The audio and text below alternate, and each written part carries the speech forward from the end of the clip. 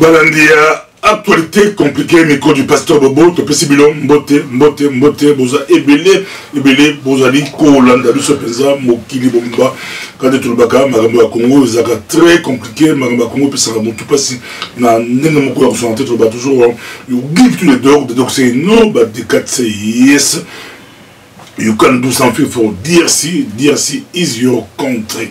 Tolobaki, Tomela Monsengolgan, Tomela Ekofulgon, parce que c'est possible, to récupérer Mboka Labiso sous occupation, Mboka Oyo sous occupation, Tokoki ko récupérer, on ko récupérer en gom, et tiens, qui s'est dit au Molumba, basu accord, plus d'une année après Akoufa, Bobo Sanatege, Akoufa qui, déjà, une année, il est qui me toque une année, presque 5 mois, une année, 6 mois, Tidelo, Nano Bakunda et Tiens Tshisekedi de Moumbaté, Nzotonae, et ça toujours en Belgique, beaucoup de polémiques, il y a eu des propositions. Il fallait Bakundaye na Gombe et il y a débat, d'autres disaient Bakundaye, il fallait d'abord nommer Félix Tshisekedi Premier ministre, et Tchekimo Moboulou, et Kenda Moboulou, Nanenge Moko Yakusaranate. Famille qui va condamner à limiter, famille la partie, Kabila, Azarobanga limité, Azarobanga Lumbe, Azarobanga Moboulou, on s'en va pousser un mot, il y a eu beaucoup de spéculations dans les mentions. Et pour déjà un euro, quand la télé a poussé 2 ou 3 mois, Félix Tshisekedi a les gars qui sont la RFI, tout le qui est sur Bouy, monsieur la qui est sur Bakor, il y a qui, avant que jamais qu'on négocie la bateau. Papa naïe, bateau, bloqué sur papa naïe, à négocier, il fallait d'abord parler entièrement. Est-ce que le fait que Kabila Ndimi Bakunda, c'est que tout va signer accord, le fait que Ndimi Bakunda et Tiens Tshisekedi de Moulumba, est-ce qu'il y a des ouverture, il y a des négociations, il y a des courriers politiques, parce que il y a un des plus importants de l'eau dans beaucoup de Congo, dans la signe. Félix a démenti, Aza ni preneur ni demandeur, mais question on a toujours, parce que Kabila a le coup de manœuvre. Tous on a un accord, l'accord est le béni, tout le quelques points d'accord, l'accord va le dire, pendant enterrement, c'est que dit qu'on a eu aux Arabes, qu'on a eu, qu'on rapatrie à la Kinshasa, mais après cette date, personnalité, on a sous et qui va spéculation, pourquoi après cette date, celui qui est le connaît, Makamon les bandas, les bandas plus d'une année après, après ça, cette date, ils ont clarté. Bon, c'est là que nous avons clarté parce que nous avons fait, depuis le 1er février 2017, nous avons allé en mai 2018, bon, Ndimi, bon, signé accord, bon, sans autres. Mais bon, petit d'acte, il y a déjà flou, il est un peu flou, mais au moins, dans le principe, Bandimi, signer papier, nous autres, ils ont. Nous autres, on soit 2 jours, on a parlé du peuple, il faut, ça va 2 jours, on a parlé du peuple. Est-ce qu'on a limité, on ne va pas limiter, et qu'il y a 2 jours, on a parlé du peuple. Et après parler du peuple, Mbaramoro, on a une concession familiale dans le CD.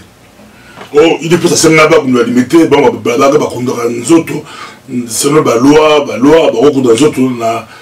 le plan où la famille, il faut la cimetière, c'est un débat. Mais de l'eau, Kabila Ndimi, le plan où la famille, na scellé. Tout le monde dit, Gérard Moulumba, Ndeko, qui a été de Moulumba, il peut aller qui, il peut aller à signer le combat de la famille, il y a l'autre. Après, pourquoi? C'était parce qu'il fallait d'abord Baba dans les travaux, il faut Baba dans les travaux, éviter au Bandakan, éviter, mais là aussi, des questions qui se posent. Travaux, mausolée, Zandakoute, mausolée, pour retourner à mausolée, c'était plus facile à estimer. Et puis il parle des moyens à lui, comme la crise, mais on va trouver des moyens. Mais mausolée, ça ne demande pas des millions pour pas tomber en mausolée. Ouais, il peut c'est un grand parti comme il peut pas tomber en mausolée, on ne pense pas que tout ça, ils ont besoin un peu d'ombre, mais au moins, dans le principe, signer accord Roland, Kaboun a signé qui n'a combo à UDPS. Vous avez beaucoup d'accords de famille biologique, n'a pouvoir en place, mais il fallait pas continuer UDPS parce que pour les militants, c'est des trêves politiques, pendant les corps à des Ouzalakines, pas des politiques d'Ambotika. Batutu bakota l'accord wana ezala apolitique, pas de récupération politique. Donc bon, quand on dit récupération politique, ça peut aussi être de part et d'autre. De part et d'autre, c'est Kabila avoir autant l'accord wana pour la très politique. Et c'est pour permettre Kabila à avoir tel accord à Tshisekedi. On devrait en Tshisekedi, bakota la te, bapeser la montée. Est-ce qu'il y a autant d'accords voilà, ce soit autant d'accords voilà, et vous avez la récupération politique, est-ce que Tibala autant d'accords voilà, et puis mon la priorité à Tibala c'était à Kunda et Tshisekedi de mon bateau bakilelo bakundi sous Tibala pour la victoire, pour la réussite parce que dans ce Tibala même quand on a eu la poto, même quand on a eu le pouvoir déjà na discours là il y a premier ministre, moi la priorité na à Kunda. Et tu es de Moulumba. Tant qu'on la poto à cette interview dans TV5, mon message est que priorité à gouvernement c'est là qu'on doit le dire maximum. Les faits, hier nous avons Kunda et tu es de Moulumba. Est-ce que vous avez victoire pour naïe pour accomplir ici mon coup la priorité naïe? Makambo Yobabi, actualité est toujours très compliquée. Très compliqué, accord au Signamé, corps à tirer de Rosonga, routine d'avion, avion quoi la Bruxelles, les Rosonga, Tourana, au Kenango, na Kinshasa, et 2 jours on a tué comme la Kinshasa, et 2 jours on a parlé du peuple, recueillement, et puis après, qui dans scellé, Kokundango, Kabila Zobanga Mobolo, Azobanga, en santé, il y a signé ses familles, il a signé UDPS, pendant que nous autres, à dans la Kine, Mobolo c'est la matin, pas de récupération politique, pas de troubles c'est la matin, Tokunda.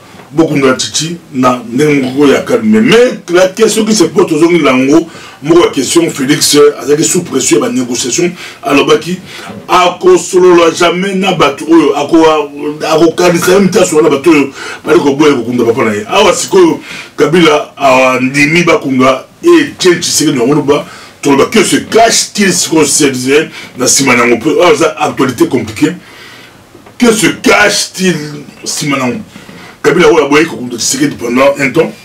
Kabila a compliqué, il a compliqué le Chadari, il a compliqué la guerre, mon santé. Famille a couillé à Kimi. Famille a couillé à Kimi. Mais les lots, qu'est-ce qui pousse Kabila à céder facilement Andy Maba Kunda et Tien Tshisekedi de Moulumba? La contrepartie, parce que d'accord, il y a toujours les non-dits. Bah non dit et je rappelle d'accord Mamouni to éviter Mamouni ba l'obité actualité compliquée à gros méga côté la bino ba l'obini n'était la Simon Félix dit à gros sur la jamais na bateau ba boyo kunda papa na bateau ba bloqué quoi papa na mais sur bateau ya ngo siko ba céder ba biba kunda et Tshisekedi dans Moulumba est-ce que ba négociation ils a quoi est-ce que ba négociation ils a quoi? Est-ce que Kabila Ningi a appliqué accord à Saint-Sylvestre, entre guillemets, accord à Saint-Sylvestre, parce que, dans la réalité, l'accord on va appliquer à moi déjà, si va appliquer à moi aussi, la Première ministre, et aussi la route dans quelques mois, l'accord on a, et c'est ça. L'accord on a dans la réalité, et c'est là, parce que l'accord, il a signé en 2016, le 31 décembre 2016. Il y a encore une année, donc s'il y a déjà le 31 décembre 2017. Et c'est mais tout continue. Que veut Kabila? Les amours, la question s'est posée, une actualité compliquée, vous avez bel et Kabila Lingini, Kabila Lingini. Parce que Kabila Lingini, ce qui déjà, on dit Tshisekedi, verrou, barré, nous avons bloqué, de personnes à négocier, c'est qui nous autres Tshisekedi. Et ça dit, Azong, ça t'est pas négociation, parce que, pourquoi il veut négocier? Parce que Kabila Zoba n'a côté Dauphin. En réalité, il faut que ça Dauphin d'ici juin, juillet, d'ici Dauphin. Dauphin a beaucoup d'élections, Mamoussine.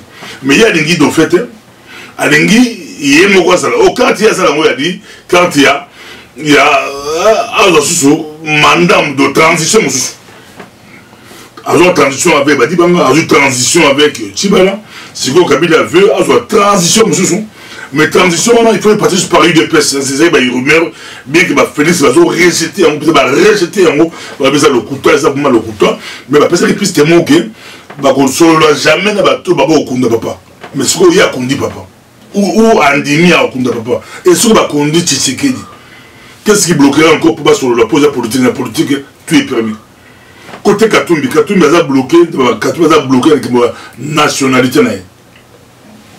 On se bat qui d'accord.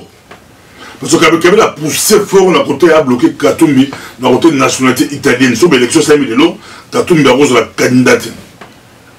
Mais la CC, Kabila a proposé Bango, comme c'est la décrispation, va libérer Katumbi. Après ça, primature, ça peut être Katumbi, ça peut être Félix, ça peut être n'importe qui, mais il y a rassemblement. Dans le côté rassemblement, elle Félix Katumbi, on peut savoir primature. Mais même temps que des transitions, il y a 2 ans. Bango, maintenant, c'est respect à l'accord. Respect à l'accord, vraie transition. Bon, on a Congo, ça a terme. On traite Makambo, et Adikoya, et ça est très compliqué dans le Congo.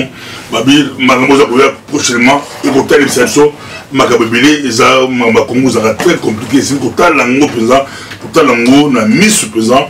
Il y a un des tossings à la Congo, mais là, mon Sengoulgan, mais là, il coffre le gant pour comprendre l'attraction de tout ce qui se passe. Un jeu caché, Makambo, bomba milasima, et c'est un des tours, Fungola, Misso, Totala, Makambo, Yokabila, Alingilin. Pourquoi Nimi Baba Kunda Tshisekedi Lelo? Une année, presque 3 mois, ou 5 mois.